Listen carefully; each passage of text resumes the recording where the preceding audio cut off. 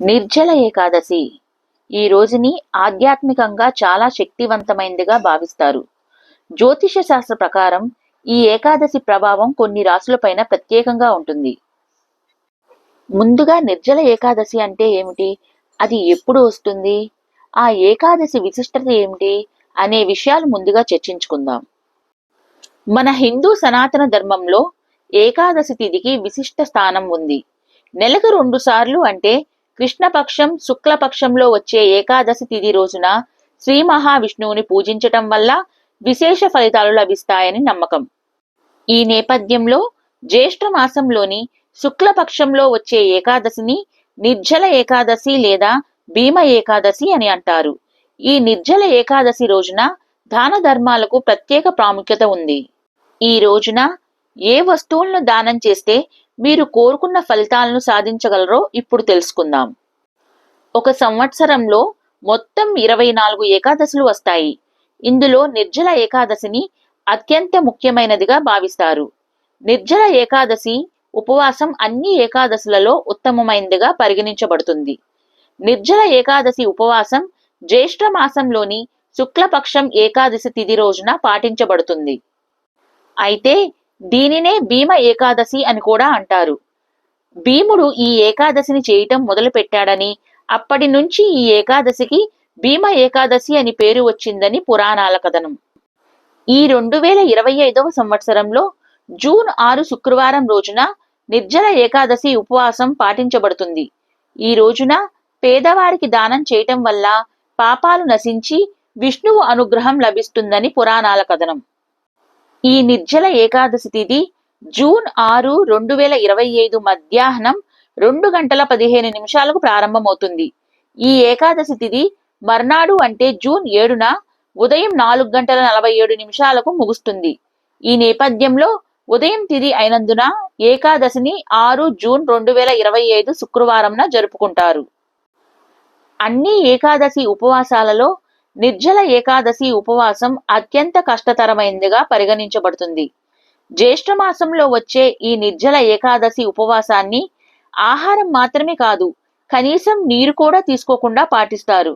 కనుకనే ఈ ఏకాదశిని నిర్జల ఏకాదశి అని అంటారు. ఈ కఠినమైన ఉపవాసాల నియమాల కారణంగా ఈ ఉపవాసం ఎంతో కష్టతరమైందని చెప్పవచ్చు. అంతేకాదు, ఈ రోజున చేసే దాన ధర్మాలకు విశిష్ట స్థానం ఉంది. ఈ రోజున జ్యేష్ఠ మాసంలోని ఎండల వేడి నుండి ప్రజలకు ఉపశమనం కలిగించే వస్తువులను దానం చేయండి. ఈ రోజున దానం చేయడం ద్వారా విష్ణువు, లక్ష్మీదేవి ఆశీస్సులతో పాటు ఆశించిన ఫలితాలు లభిస్తాయి. అదే విధంగా నిర్జల ఏకాదశి రోజున కుండ దానం చేయటం కూడా శుభప్రదం.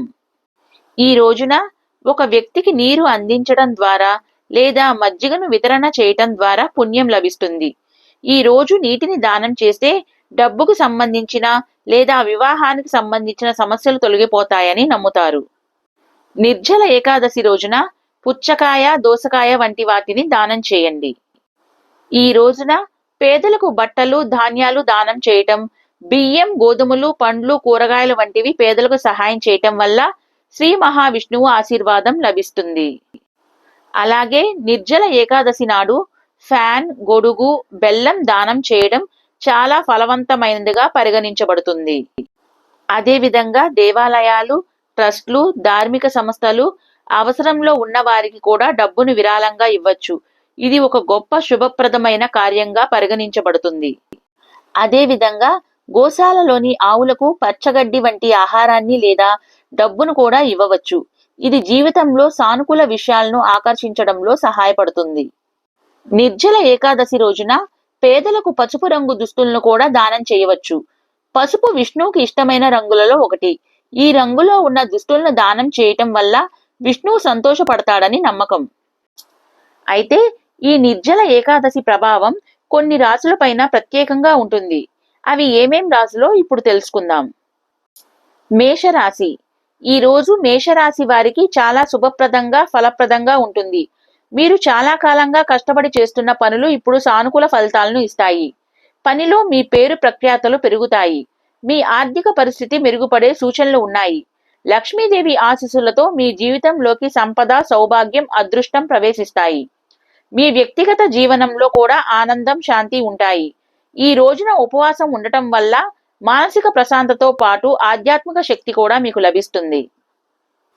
తదుపరి కర్కాటక రాశి. ఈ రాశి వారికి ఈ రోజు శుభకరమైన రోజు. మీరు ఉద్యోగంలో ఉన్నా లేదా వ్యాపారంలో ఉన్నా మీకు లాభం కోసం కొత్త అవకాశాలు వస్తాయి. మీ తెలివితేటలు మరియు ప్రతి సవాలును అధిగమించే శక్తిని ఇస్తుంది.